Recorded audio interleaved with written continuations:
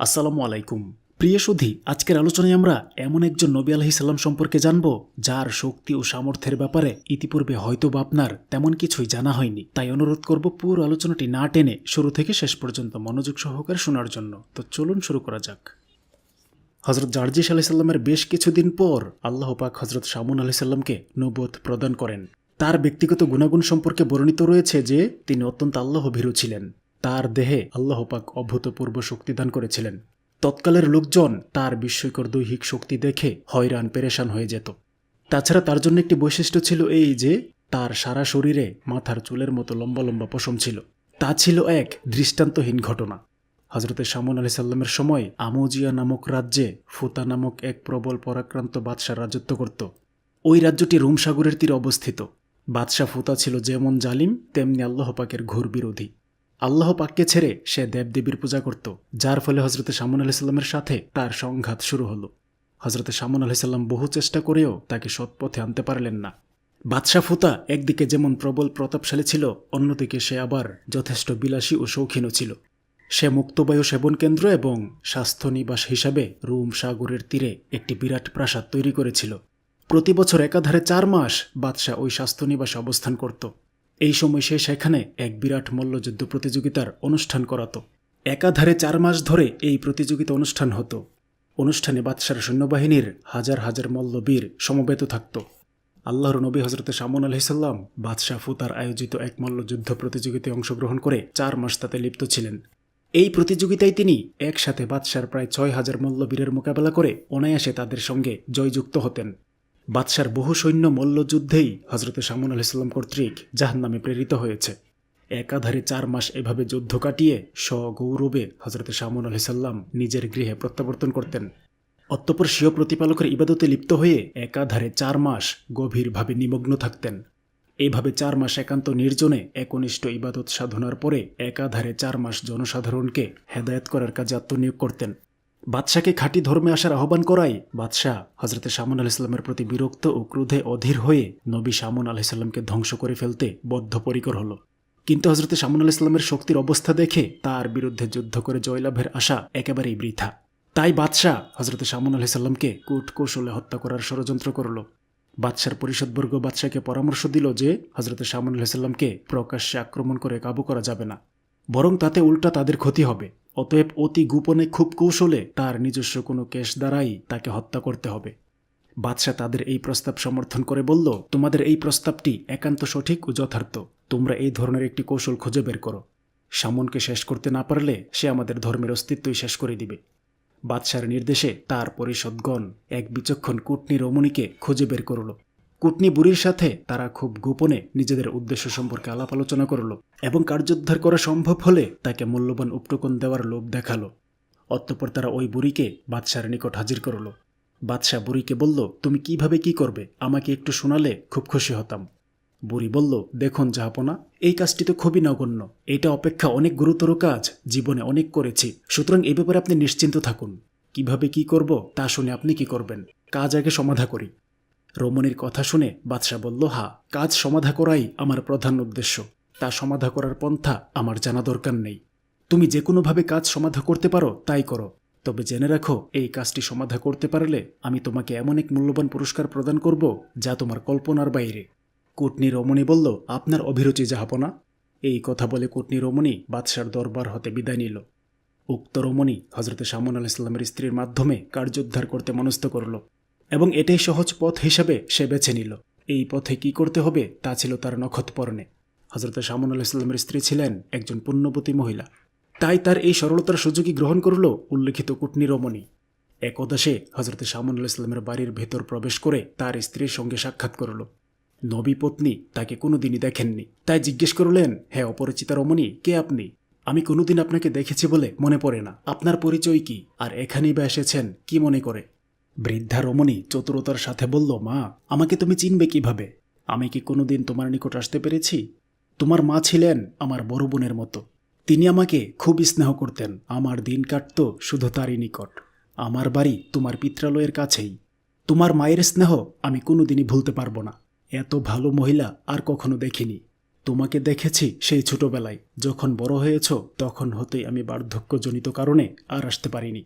যার মা আমাকে এতটা স্নেহ করতেন, তার মৃত্যুর পর তারই কন্যার খোঁজখবর না নেওয়ার প্রবৃত্ত আমার কোনোদিনই ছিল না। বঞ্জি, বলো তো তোমার কি খবর? শত ইচ্ছা থাকা সত্ত্বেও শুধু অক্ষমতার জন্য তোমার খোঁজখবর নিতে পারিনি। তোমার স্বামীর বাড়ি যে এখানে তাও আমার জানা ছিল না, কিন্তু সবই ভাগ্যের দোষ। তবে কোনোদিন আমি তোমার নিকট আসতে না পারলেও সবসময় বিভিন্ন লোক মারফত তোমার যাবতীয় সুখ দুঃখের সংবাদ নিয়েছি। এখন বলো, তোমার সংসারে জীবন কিভাবে অতিবাহিত হচ্ছে? তুমি শারীরিক ও মানসিকভাবে ভালো আছো কিনা? নবী পত্নী জবাব দিলেন, খালা, আল্লাহর রহমতে ভালোই আছি। কুটনি রমণী বলল, মাগো, তুমি তো তা বলবেই, কিন্তু তুমি যাই বলো না কেন, তোমার দুর্ভাগ্যের কথা আমার কানে সবই পৌঁছেছে। সেই জন্য আমার সব দুর্বলতা ও অক্ষমতা ঝেড়ে ফেলে তোমার দুঃখের ভার লাঘব করার জন্য আজ তোমার নিকট ছুটে এসেছি। নবী পত্নী বৃদ্ধা রমণীর কথার অর্থ বুঝতে না পেরে বিস্মিত হয়ে বললেন, খালা, আপনি কি বলছেন? আমি তো কিছুই বুঝতে পারছি না। আমার আবার দুর্ভাগ্য কিসের? আমি আল্লাহ পাকের অমীয় রহমতে খুব সুখ শান্তিতেই আছি। বরং আমি নবীর সহধর্মিণী হিসাবে নিজেকে পরম সৌভাগ্যবতী নারী হিসাবে মনে করছি। কুটনি রমণী বলল, তোমার সেই কথা সত্যই বঞ্জি, কিন্তু কি বলবো, তুমি সৌভাগ্যের দ্বারা উপনীত হয়েও ভাগ্যের দোষে দুঃখিনী হয়েছ। হায় হায়, কি বলবো লজ্জার কথা! একজন নবী হওয়া সত্ত্বেও তার কি এরূপ কাজ করা খাটে? এবার নবী পত্নী অধিকতর বিস্ময় প্রকাশ করে বললেন, খালা, আপনি কার কথা বলছেন? আমার তো কিছুই বোধগম্য হচ্ছে না। কুটনি রমণী বলল, বলো, তুমি কি বোঝনি? তুমি কি কোনো খোঁজখবর রাখো না? তোমার কানে কি তোমার স্বামীর স্বভাব চরিত্রের বিষয়ে কোনো কথাই আসে না? চারদিকে যে ছি ছি পড়ে গিয়েছে। তবে বাইর হতে কোনো খবর নাই আসুক, তুমি নিজেও কি কোনো কিছু অনুভব করতে পারছো না? সত্যি করে বলো, তোমার স্বামী কি এখনো তোমাকে পূর্বের মতো ভালোবাসে? আমি তো নিশ্চিত রূপে বলতে পারি, কিছুতেই সে তোমাকে পূর্বের মতো ভালোবাসতে পারে না। কেননা তোমার প্রতি তার মন খারাপ না হলে কেন সে অমুক রমণীর সাথে গোপনে যোগাযোগ স্থাপন করবে? শুধু যোগাযোগই নয়, কথাবার্তাও একেবারে ঠিক, তিনি সেই মহিলাকে বিবাহও করবেন। হায় হায়, কি দুঃখের কথা! এমন গুণবতী মহিলার গুণবতী কন্যার ভাগ্যে এই কি পরিণতি ছিল! মাগো, তোমার গুণের কথা কি আমার অজানা আছে? তবুও তোমার মতো গুণবতী স্ত্রী ঘরে থাকা সত্ত্বেও যেই পুরুষ অন্য নারীর প্রতি লালায়িত হয়, সেই পুরুষের ঘরে না থেকে মৃত্যুবরণ করা অনেক শ্রেয়। উক্ত কুটনি রমণীর মুখে এসব কথা শুনে নবী পত্নী বললেন, খালা, আপনি এসব কথা কোথায় কার নিকট থেকে শুনেছেন? আমার স্বামী অত্যন্ত চরিত্রবান লোক, তদুপরি তিনি আল্লাহর একজন নবী। সুতরাং তার সম্পর্কে এসব কথা যারা প্রচার করেছে তারা একেবারেই মিথ্যাবাদী। আমি এসব কথা মোটেই বিশ্বাস করি না। তার এইসব কথা শুনে কুটনি রমণী অপূর্ব ভঙ্গিতে তার প্রতি দরদরে পরাকাষ্ঠা দেখিয়ে বলল, হায় রে দক্ষিণী রমণী! যে স্বামীর প্রতি এরূপ বিশ্বাস আর ভক্তি পোষণ করছে, আর সেই স্বামী তাকে করছে অবজ্ঞা আর অবহেলা। নবী পত্নী ছিলেন একান্ত সরল, তাই তিনি কুটনি রমণীর গভীর ছলনা বিন্দুমাত্র ধরতে পারলেন না। নবী স্বামীর প্রতি যদিও তার গভীর আস্থা ছিল, তবুও উক্ত কুটনি রমণীর কৃত্রিম আন্তরিকতা ও দরদ প্রদর্শনে ভুলে গেলেন। সুতরাং তিনি আবার কিছুটা ভিন্ন সুরে জিজ্ঞেস করলেন, সত্যিই খালা, যদি আমার স্বামী এরূপ কার্যে লিপ্ত হন তবে আমার জীবনটা একেবারেই বৃথা। কি হবে আমার এই জীবন ধারণ করে? কুটনি রমণী বলল, তুমি অতি বোকা মেয়ে বলেই এমন কথা বলছো। জীবনের বহু মূল্য বুঝনি। তোমার তো কোনো দোষ নেই বঞ্জি। বিনা দোষে তোমার স্বামী যদি তোমার সঙ্গে এরূপ ব্যবহার করতে পারে, সেই জন্য তুমি জীবন বিসর্জন দিবে কেন? এমন বিশ্বাসঘাতক পুরুষের সাথে তোমারও যথোচিত আচরণ প্রদর্শন করা উচিত। নবী পত্নী বললেন, খালা, তাহলে আমাকে কি করতে বলেন? কুটনি রমণী বলল, তোমাকে আমি যথোপযুক্ত কাজই করতে বলবো। তোমার জীবন দুঃখ ভারাক্রান্ত হয়ে পড়ুক তা আমি চাইব না, বরং তোমার জীবন সুখময় হোক, জীবনে পরম শান্তি আসুক, আমি তাই কামনা করি। আর এর ভালো ব্যবস্থাও আমার কাছে আছে, সেই ব্যবস্থাও আমি এক্ষুনি তোমার কাছে বলে দিচ্ছি, একটু ধৈর্য ধরো। নবী পত্নী বললেন, বলুন খালা, শীঘ্রই বলে ফেলুন। কি ব্যবস্থায় আমার জীবনে সুখ ও শান্তি আসবে তা আমাকে এক্ষুনি বলে দিন। কুটনি রমণী বলল, মাগো, নবী সহধর্মিণী হয়েছ, জীবনে ভাত কাপড়ে শান্তি তো কোনোদিনই করলে না। উপরন্তু স্বামীর স্বভাব চরিত্রও ভালো নয়। তুমি নিজে আমার নিকট বলো আর নাই বলো, মনের ভেতরে যে কি দুঃখ ও অশান্তির জ্বালা পোহাচ্ছ তা আমি ভালো করে উপলব্ধি করছি। এখন যত শীঘ্রই সম্ভব তোমার ভালোর জন্য তোমার নিজেরই ব্যবস্থা নেওয়া উচিত।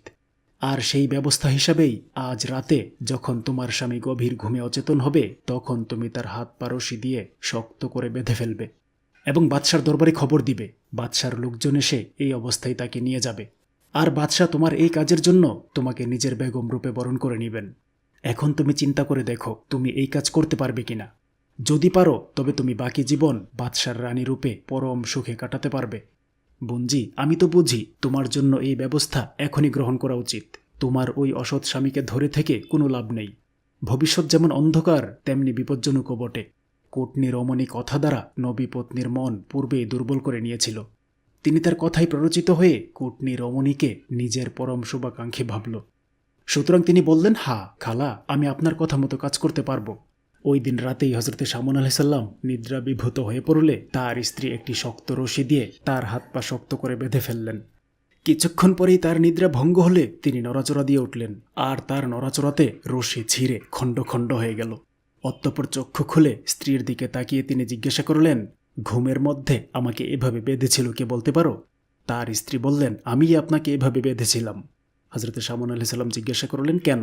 স্ত্রী বললেন, প্রতিদিন আপনি যেভাবে দিন প্রচারের উদ্দেশ্যে কাফিরদের মাঝে থাকেন তাতে আমাকে খুবই দুশ্চিন্তার মধ্যে থাকতে হয়। কারণ মুক্ত অবস্থায় আপনার সাথে শত্রুগণ কোনরূপ এঁটে উঠতে না পেরে আপনাকে যদি কোনরূপ বেঁধে ফেলে তখন আপনার কি অবস্থা হবে? এই দুশ্চিন্তা দূর করার জন্য একটু পরীক্ষা করে দেখলাম আপনি শক্তির বলে আল্লাহর রহমতে বন্ধন মুক্ত হতে পারেন কিনা, নাকি বন্ধন অবস্থায় বিপদগ্রস্ত হয়ে পড়েন।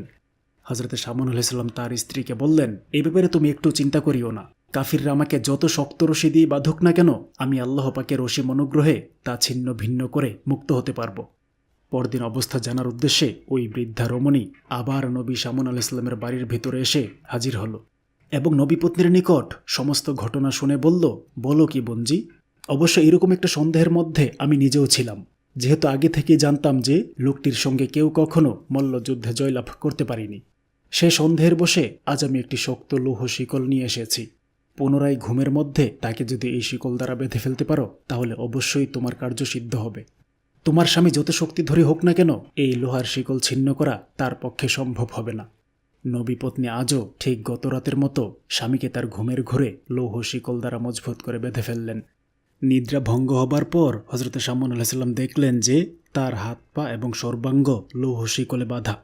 তখন তিনি তার স্বীয় স্ত্রীর নিকট জিজ্ঞাসা করলেন, আজ আবার আমাকে এভাবে কে বেঁধে রেখেছে বলতে পারো কি? জিজ্ঞেস করার সঙ্গে সঙ্গে তিনি নিজ হাত পায়ে একটু ঝাড়া দিবার চেষ্টা করলেন, আর সাথে সাথে উক্ত লৌহ শিকল ছিঁড়ে টুকরা টুকরা হয়ে গেল। এই অবস্থা দেখে হজরত শামুন আলাইসাল্লামের স্ত্রী বেশ কিছুটা খুশির ভাব প্রকাশ করে বললেন, আজও আমি আপনাকে শিকল দ্বারা বেঁধেছিলাম। মনে মনে ভাবলাম আমার স্বামী রশি ছিঁড়ে ফেলতে পারলেও শত্রুগণ যদি তাকে লৌহ শিকল দ্বারা বেঁধে ফেলে তবে তো সে শিকল ছিন্ন করে বাঁধনমুক্ত হতে পারবে না। আমার মনের এই দুশ্চিন্তা দূর করার জন্য আজ আমি লৌহ শিকল দ্বারা বেঁধে আপনাকে পরীক্ষা করলাম। এখন আমি স্বচক্ষে যা দেখলাম তাতে আমার মনের চিন্তা অনেকটাই দূর হয়ে গেল। এবার আমি আল্লাহর অনুগ্রহে স্বস্তির নিঃশ্বাস ফেলতে পারলাম। হজরত শামুন আলাইসাল্লাম বললেন, শুনো প্রিয়তমা, আল্লাহ পাকের রহমতে শত্রুগণ আমাকে কোনো কিছু দিয়েই বেঁধে রাখতে পারবে না। সুতরাং এ বিষয়ে তোমার কোনোরূপ চিন্তাভাবনা করা সম্পূর্ণ অহেতুক। অবশ্য এমন এক বস্তু রয়েছে যা দিয়ে কেউ আমাকে বাঁধতে পারলে সেই বন্ধন হতে মুক্তি লাভ করা আমার পক্ষে সম্ভব নয়, তবে এই বিষয়টা কেউ জানে না। এই কথা শোনা মাত্রই নবী পত্নী জানতে চাইলেন সেই বস্তুটি কি। নবী আলাইসাল্লাম বললেন, তা কেউই জানে না, তোমারও জানার দরকার নেই। এতে নবী পত্নী অত্যন্ত দুঃখিত হবার ভাব দেখিয়ে বললেন, কেন আমার জানার দরকার নেই? তাহলে কি আপনি আমাকে অবিশ্বাস করেন? তখন হজরত শামুন আলাইসাল্লাম স্ত্রীর অসন্তুষ্টি এবং মনোবেদনার ভাব লক্ষ্য করে বললেন, তুমি যখন একান্তই বিষয়টি জানতে চাচ্ছ তখন তোমাকে বলছি, কিন্তু খুব সাবধান, কোনরূপে যেন তা কোনো শত্রুর নিকট প্রকাশ না পায়। আমার মাথার কয়েকটি কেশ বা আমার শরীরের কয়েকটি পশম দ্বারা আমার হাত পা বাঁধতে পারলে আমার এমন কোনো সাধ্য নেই আমি তা কোনোরূপে খুলতে পারি। গোপন বিষয়টি নবী পত্নী এভাবেই নবীর কাছ থেকে জেনে নিলেন। রাত্রে যখন নবী আলাইসাল্লাম নিদ্রামগ্ন হলেন তখন তার স্ত্রী উঠে স্বামীর মাথা চুলকে দেবার বাহানা করে তার মাথা থেকে 6টি কেশ উৎপাটন করলেন এবং তার 3টি দ্বারা তার 2 পা ও বাকি 3টি দ্বারা 2 হাত শক্ত করে বাঁধলেন। এবার বাদশার লোকজনের নিকট খবর পাঠালেন। এদিকে হজরত শামুন আলাইসাল্লাম জেগে উঠে যখন নিজের হাত পা ও তার নিজের কেশ দ্বারা নিজেকে বাঁধা অবস্থায় দেখলেন তখন তার এই কথা বোঝার বাকি রইল না যে এটা তার একমাত্র স্ত্রীরই কাজ, কেননা স্ত্রী ছাড়া অন্য কেউ এই গোপন রহস্যটি জানত না। তিনি স্ত্রীকে ডাকতে লাগলেন, কিন্তু তিনি তখন আর ঘরে ছিলেন না। তিনি স্বামীকে এভাবে বেঁধে রেখে নিজেই বাদশার লোকজনকে এই খবর জানাতে চলে গেলেন। একটু পরেই বাদশার লোকজন হজরত শামুন আলাইসাল্লামকে এই অবস্থায় দেখে খুব খুশি হলো এবং তখন তার উপর নানারূপ অত্যাচার এবং নির্যাতন চালাতে শুরু করল। পাপিষ্ঠগণ এবার সুযোগ পেয়ে হজরত শামুন আলাইসাল্লামের হাত পা চক্ষু কর্ণ কেটে ফেলল। তার দেহ একেবারে অসার হয়ে গেল। অতঃপর বাদশাহ হুকুম করল যে তোমরা শামুনকে হত্যা করে তার লাশ নদীতে ফেলে দাও। সাথে সাথে বাদশার নির্দেশ পালিত হলো। হজরত শামুন আলাইহিসসালাম পাপীদের দ্বারা নদীতে নিক্ষিপ্ত হলেন বটে, কিন্তু তিনি নদী গর্ভে ডুবার পূর্বেই ফেরেশতা জিবরিল আলাইহিসসালাম তার কর্তৃত অঙ্গ প্রত্যঙ্গ ও দেহ ধারণ করে অঙ্গ প্রত্যঙ্গগুলো যেখানে যা ছিল সেগুলো ঠিক ঠিক স্থানে বসিয়ে দিলেন এবং আল্লাহর নির্দেশ মতো তাকে পুনরায় জীবিত করলেন। তারপর তিনি বললেন, হে আল্লাহর নবী, এবার আল্লাহ পাক আপনাকে পূর্বের চেয়েও কয়েক গুণ বেশি শক্তি দান করেছেন। অতএব এবার আপনি পাপাত্তা বাদশার দরবারে গিয়ে তার এবং তার পাপিষ্ঠ সহচর অনুচরদের প্রতি চরম আঘাত হানুন, আর তাদের বাড়িঘর দালান কোঠা সমূলে ধ্বংস করে তাদের অন্যায় আচরণের যথোপযুক্ত প্রতিশোধ নিন। হজরত শামুন আলাইহিসসালাম ফেরেশতা জিবরিল আলাইহিসসালামের পরামর্শ অনুযায়ী প্রথমেই পাপিষ্ঠ বাদশার সমুদ্র তীরের প্রমোদ ভবনটি এক ধাক্কায় সমুদ্রে নিক্ষেপ করলেন। পাপিষ্ঠ কাফিরগণ দূর থেকে দেখতে পেল যে হজরত শামুন আলাইহিসসালাম পুনর্জীবিত হয়ে ক্ষুধিত সিংহ বিক্রমে রাজপ্রাসাদ অভিমুখে অগ্রসর হচ্ছেন। তা দেখে ভয়ে ও ত্রাসে তাদের অন্তরাত্মা শুকিয়ে গেল এবং কাঁপতে কাঁপতে যে যেই দিকে পারল ছুটে পালালো। এমতাবস্থায় হজরত শামুন আলাইহিসসালাম রাজপ্রাসাদের ভেতরে ঢুকে তার স্তম্ভ উপড়াই ফেলতে লাগলেন। কিছুক্ষণের মধ্যে রাজভবনটি ভূমিতে ধসে পড়ল। অতঃপর নগরীর অন্যান্য দালান কোঠাগুলো এক এক ধাক্কায় ভূমিসাৎ করতে লাগলেন। তার এই প্রচণ্ড ধ্বংসলীলায় কেউ যে এসে বাধা প্রদান করবে এমন সাহস কারো হল না। স্বয়ং বাদশাহ অবশ্য একবার হুঙ্কার দিয়ে বলল, ওহে তোরা কে কোথায় আছো? হ্যাঁ প্রধান সেনাপতি, তুমি তোমার বাহিনী নিয়ে শামুনকে আক্রমণ করো। কিন্তু সেই মুহূর্তে কে শুনে কার কথা? হজরত শামুন আলাইহিসসালামের ক্রিয়াকার্যের দৃশ্য দেখে প্রধান সেনাপতি সহ সকল সৈন্য আত্মগোপন করল। সুতরাং হজরত শামুন আলাইহিসসালামের সামনে একটি প্রাণীও এগিয়ে আসলো না। একটু পরেই তিনি বাদশার কক্ষে পৌঁছে তাকে ধরে শূন্যে তুলে এক আছাড়েই তার জীবনলীলা সাঙ্গ করে দিলেন। অন্যান্য পাপিষ্ঠ কাফির দল এদিক সেদিক পালানোর সময় যে তার সামনে পড়ল তাকেই জাহান্নামে পাঠিয়ে দিলেন। যারা কোনোরূপে প্রাণ নিয়ে পালাতে পারল তারা ভীত ও আতঙ্কে নগর ছেড়ে বহু দূরে চলে গেল। এভাবে রাজধানী নগরটি একেবারেই কাফির মুক্ত হয়ে গেল। সেখানে তখন কেবলমাত্র কিছু সংখ্যক দিনদার লুকিয়ে রইল। হজরত শামুন আলাইহিসসালাম অতঃপর তার নিজ গৃহে গিয়ে উপস্থিত হলেন। তাকে এভাবে জীবিতাবস্থায় গৃহে প্রত্যাবর্তন করতে দেখে তার স্ত্রীর অন্তরাত্মা ভয়ে কেঁপে উঠল। তিনি তার জীবনাবসান একেবারে আসন্ন মনে করলেন। হজরত শামুন আলাইহিসসালামও ইচ্ছা করলেন তিনি তাকে ধরে শূন্যে তুলে বাদশার মতো একই আছাড়ে শেষ করে দিবেন। কিন্তু ঠিক এই মুহূর্তে হজরত জিবরিল ফেরেশতা এসে তার নিকট বললেন, হে আল্লাহ পাকের নবী, ধৈর্য ধারণ করুন, কেননা তিনি যে অপরাধ করেছেন তার জন্য সম্পূর্ণ দায়ী তিনি নন। মূলত তিনি অত্যন্ত ধার্মিক, আল্লাহভীরু, সরল এবং স্বামী সোহাগিনী রমণী ছিলেন। কিন্তু পাপিষ্ঠ বাদশাহ তার সরলতার সুযোগ নিয়ে অত্যন্ত সুকৌশলে তাকে বিপথে চালিত করেছেন। বিশেষত নারীগণ অপরিপক্ক বুদ্ধিসম্পন্ন, তাই বাদশার ছলনা ও প্রতারণার জাল ছিন্ন করা তার পক্ষে সম্ভব হয়নি। আপনি তার এই অনিচ্ছাকৃত ত্রুটি মার্জনা করুন। মহান প্রতিপালক আল্লাহ পাকের ইচ্ছাও এইরূপ। ফেরেশতা জিবরাইলের কথা শুনে হজরত শামুন আলাইহিসসালাম সংযম অবলম্বন করে স্বীয় স্ত্রীর অপরাধ ক্ষমা করলেন। কথিত আছে যে এই ঘটনার পরেও হজরত শামুন আলাইহিসসালাম প্রায় 5 বছর জীবিত ছিলেন এবং বাকি জীবন উক্ত স্বীয় স্ত্রীর সাথে সুসম্পর্ক বজায় রেখেই অতিবাহিত করেছিলেন। তার সম্পর্কে আরও বর্ণিত আছে যে সমগ্র জীবন তিনি দিনের বেলায় রোজা রাখতেন এবং রাত্র জেগে জেগে আল্লাহ পাকের ইবাদত করতেন। সর্বোপরি তার জীবনের অধিকাংশ সময়ই কাফেরদের সাথে যুদ্ধ ও কলহে অতিবাহিত করতে হয়েছিল। নিরবিচ্ছিন্ন শান্তি ও স্বস্তির মুখ তিনি কোনোদিনই দেখতে পাননি, যার বিনিময়ে আল্লাহ তাকে অনেক নবীদের মধ্যে অধিক মর্যাদা দান করেছিলেন। সম্মানিত সুধী, হজরত শামুন আলাইহিসসালাম সম্পর্কে এই ছিল আমাদের আজকের সংক্ষিপ্ত আলোচনা। আমি ইসলামের ইতিহাস আর ঐতিহ্যগুলো জানতে এবং আপনাদেরকে জানাতে চেষ্টা করি এবং আরও চেষ্টা করি সর্বদা সত্য ইতিহাসগুলো আপনাদের সামনে তুলে ধরতে। তারপরেও আমার মধ্যে ভুল ত্রুটি থাকতেই পারে। বড় ধরনের কোনো ভুল যদি আপনার দৃষ্টিগোচর হয় অনুগ্রহ করে কমেন্টের মাধ্যমে শুধরে দিলে কৃতজ্ঞ থাকব। আর ছোটখাটো ভুলগুলোকে ক্ষমার সুন্দর দৃষ্টিতে দেখলে অনুপ্রাণিত হব। সর্বোপরি আলোচনাটি যদি ভালো লাগে একটি লাইক দিতে পারেন, প্রচারের স্বার্থে আলোচনাটি শেয়ার করতে পারেন এবং নিয়মিত এই ধরনের আলোচনা পেতে অনুগ্রহ করে চ্যানেলটি সাবস্ক্রাইব করতে পারেন। আসসালামু আলাইকুম ওয়া রাহমাতুল্লাহি ওয়া বারাকাতুহু।